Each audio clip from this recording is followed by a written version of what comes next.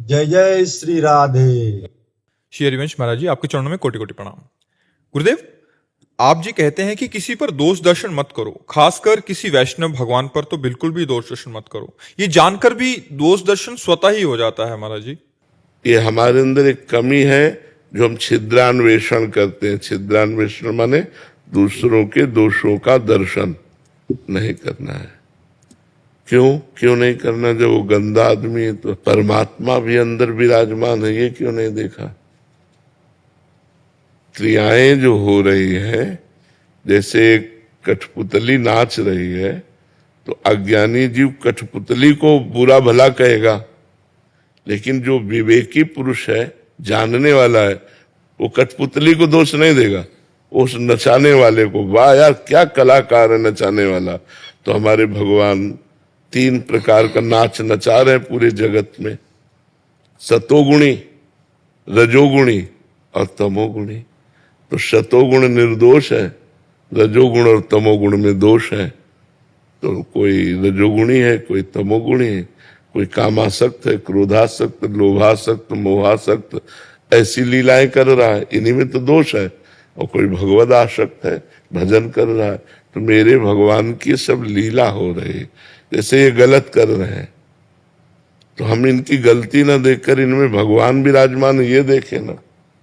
सिय राम में सब जग जानी, करो प्रणाम जोर जुग पानी। इनमें गलती जो दिखाई दे रही वो हमारे अंदर है। अगर हमारे अंदर गलती ना हो तो इनमें गलती दिखाई नहीं देगी।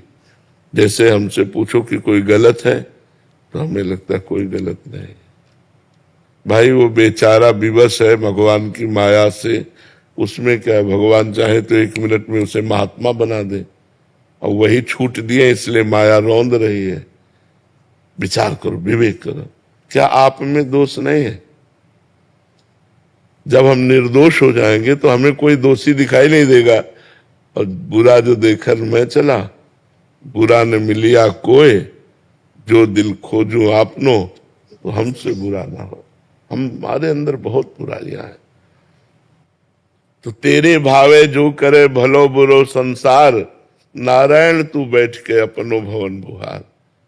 जो जैसा चल रहा है भगवान की माया से युक्त है। हमको अपने हृदय को निष्पाप करना है, अपने हृदय को निर्दोष करना है। अगर हम अपने हृदय को निर्दोष करना चाहते हैं तो दूसरों में दोष दृष्टि ना देखें। अगर हमें दोष दृष्टि दिखाई देती है तो तत्काल हम उसको प्रणाम करें। भगवान, आप इसके भी हृदय में विराजमान हो। मेरे अंदर जो दोष दृष्टि देखने की प्रवृत्ति है नाथ, इसको नष्ट कर दो। आप बच जाओगे, आप आगे बढ़ जाओगे। अगर ऐसे ही दोष देखते रहिए तो ऐसा है तो ऐसा है, तो आप बहुत कूड़ा करकट अपने हृदय में एकत्रित कर लोगे और परमार्थ में नहीं चल पाओगे, पक्का नहीं चल पाओगे। ये पक्की बात समझ लो। जो हम दूसरों में दोष देखते हैं वो हमारे अंदर दोष होता है, और जब हम दूसरे को दोषी कहेंगे तो हमारे अंदर वो दोष बढ़ जाता है और हमको फिर भ्रष्ट कर देता है, नष्ट कर देता है। पक्की बात मान लो। इसलिए किसी के दोष दर्शन मत करो, किसी की निंदा मत करो। किसी के दोष कथन श्रवण करने से बहुत जल्दी अंतःकरण अपवित्र हो जाता है, पाप दूसरों का हमारे ऊपर आ जाता है। तो देखो, पुण्य करना कितना कठिन और नष्ट होना एक क्षण में है। किए सुकृत बहु जन्म के क्षण में डारे खोए, भक्तन निंदा अति बुरी भूल करे जिनको। अगर किसी भक्ति की निंदा कर दी तुमने तो बहुत जन्मों के किए हुए पुण्य एक क्षण में सब मिट्टिया मेट हो गए और पाप की गठरी बांधकर नरक जाने की तैयारी हो गई। इतना बड़ा पाप हम क्यों करें? जो कर, जिसका जो मन हो कर रहा है, सब राधा राधा, पूरी सृष्टि है। हमको सुधर के चलना है, हमको अच्छा बनना है, हमको भगवान का भक्त बनना है, तो हमको सुधार करना है।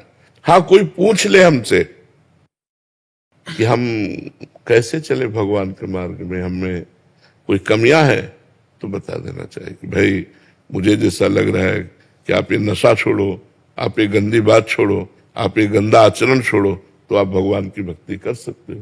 वो निंदा नहीं होगी, डायरेक्ट उससे बात करना।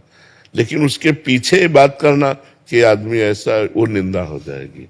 तो परदोष दर्शन और निंदा मत करो, नहीं तो अपना परमार्थ चला जाएगा। समझ पा रहे हो आप? गुरुदेव भगवान मन में दोष दर्शन हो जाता है, स्वतः हो जाता है। प्रणाम कर लिया करो, उसी मन से प्रणाम कर लिया करो कि सब में भगवान है, तो दोष नहीं लगेगा। जहां दोष दर्शन हो वहीं भगवत भाव से प्रणाम कर लिया, ठीक है ना।